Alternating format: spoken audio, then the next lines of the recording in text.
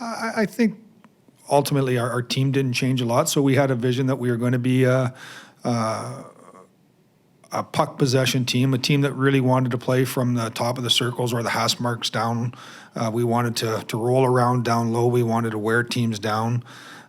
We were not the fastest team. We didn't bring in elite skaters last summer, but we brought in competitive players that played the correct way. So I envisioned our team playing like this, and so did Mike and Craig and the whole coaching staff.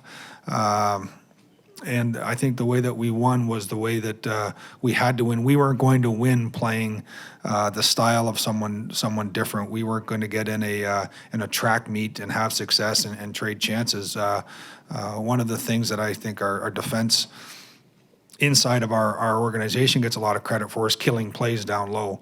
And our forwards were able to roll around down low and not allow the defenders to kill them, meaning we could cycle. I thought our big bodies and long sticks were able to stop cycles on the other team. So, the vision of how we thought we had to play to win ended up being the way that we ultimately won. Craig, we've asked you this question a number of times, but you always had a game the next night and you were focused on the next game. So now that everything's died down here, just how did you galvanize this group? I mean, we talked to players at the beginning of the season, said they weren't playing for each other. They said you came in and said, he held us accountable, every single one. How did you do that? Well, you just hold people accountable. I think it's just whether it's through ice time, where you fit in the lineup nightly basis, but it's really conversations with the players more than anything, and it's just putting the team first mindset and drilling it into the team. That's really basically it. It takes a lot of work. It's every day, but it's getting that team first mindset. And once we started to get that, and once I started to see, guys, fitting in certain areas, and like Doug said, we were playing pretty good hockey. We just weren't getting enough wins at the time, and that started to obviously come. But I think that's as simple a way as I can put it. Is just conversations and holding players and people accountable, including myself, to putting the team first. And when you do that and you have good players, you have a chance to win. Greg, was it important for you to come into this situation with an open mind? And at what point did you get to where you felt like, I've done everything I can to prove to management that I belong here beyond this season, and now it's in their corner to decide whether they wanted you here or not? I don't think I ever thought like that, to be honest with you. I mean, I like coaching, and like I said, I had a good relationship with Doug going forward before this, even when he brought me in as a scout to work for him, and obviously coach Chicago Wolves minor league team.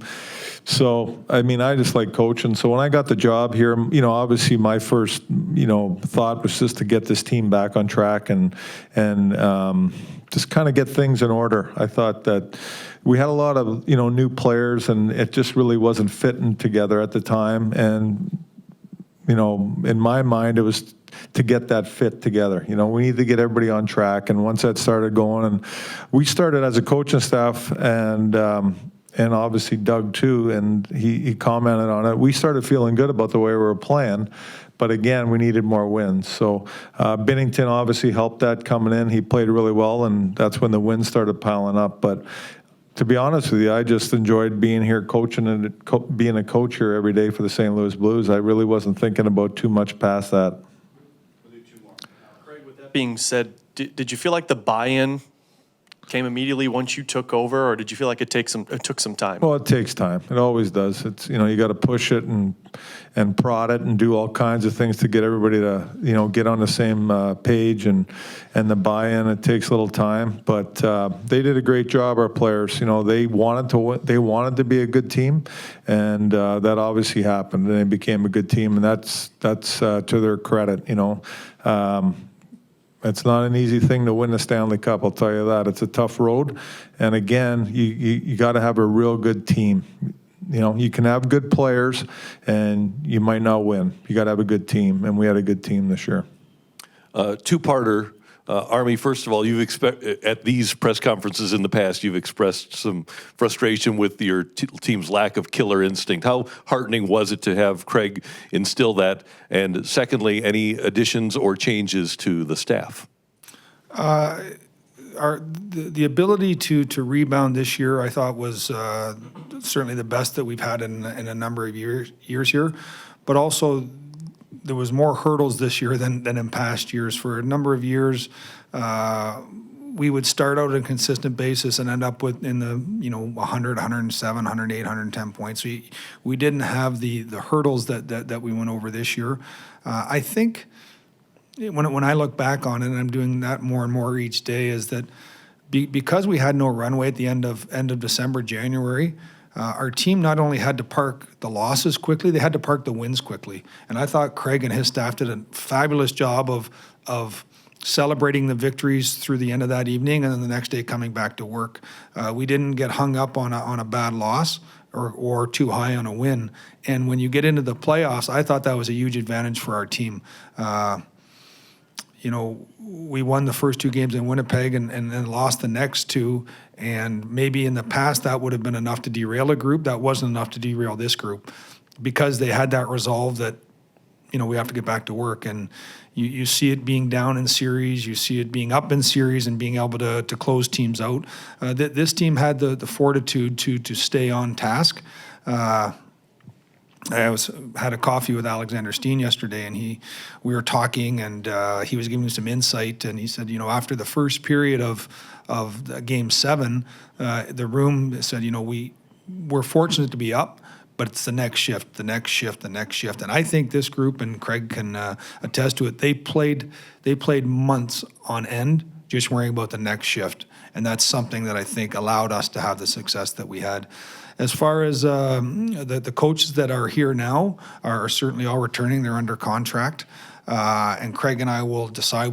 I don't say we were one coach short this year. We were one coach less than when we started.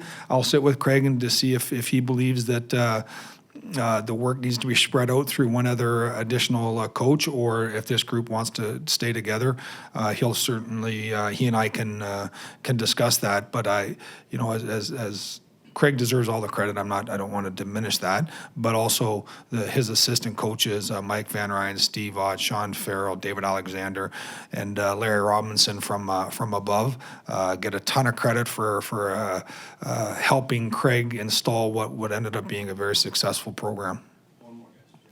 Also, a quick two-parter. Craig, touching on that staff, you deserve a lot of credit for this, but this staff was under a lot of scrutiny early on in the year. Can you talk about the job they did, first of all, and then if I could follow that up? Yeah, excellent. I know Doug said I deserve all, credit, but it goes all around. They're great coaches. They've done a great job this year. I thought that not only individually with players, but just the whole team concept. They get full credit for everything. They're great coaches. They did a great job.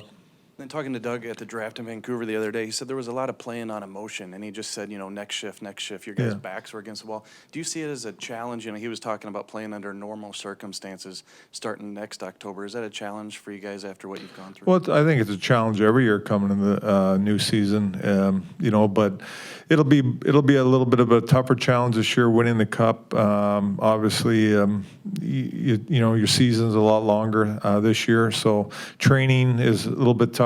So coming into camp's going to be important that we push and be ready to go October 2nd. It comes quick, but it will be a challenge for sure.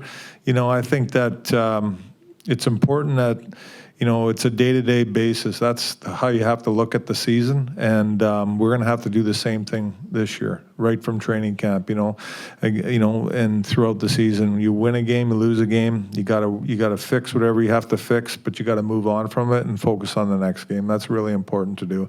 That's got to be our mindset going forward too. I know it was this year, but it's got to be next year again. And again, it's going to be a challenge in training camp. Coaching staff's going to have to do a good job of getting these guys ready, because it's going to be a short off season. So, we'll deal with that when time comes. And just to piggyback off that, JR, I think you get into September, Craig and his staff are going to have a big bucket of cold ice water pouring that on the guys every day, because they're going to come back and everyone's going to be telling them and want to live in the past on, let's talk about last year. And the hardest thing talking to people that have won before and being around championship teams is to turn the page and focus on. And I think that's where Craig's experience and having the coaches ready to do that, we don't want to ever lose the memories of what we done, what was accomplished by the St. Louis Blues team this year, but we can't live in that era anymore. We have to move forward, and it's starting with our development camp here today and free agency. And